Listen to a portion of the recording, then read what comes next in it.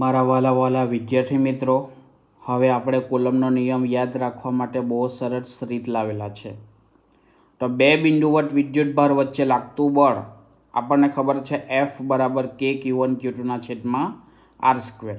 તો આપણી પાસે સિમ્પલ રૂલ છે કે બે બિંદુવત વિદ્યુતભાર વચ્ચે પ્રવર્તતું વિદ્યુતબળ તે વિદ્યુતભારોના કેવા છે, ગુણાકારના સમપ્રમાણમાં અને અંતરના વર્ગના વ્યસ્ત પ્રમાણમાં.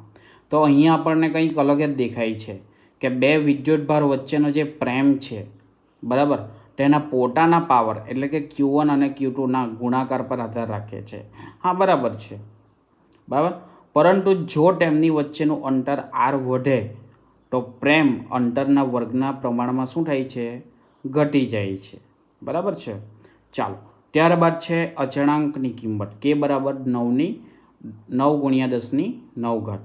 હવે સિમ્પલ એને યાદ રાખવાની ટ્રીક આપણે લાવ્યા છે કે 9 પાછળ 9 મીંડા એટલે કે 9ની સાથે 10⁹ આવી રીતે એને યાદ રાખવાનું છે.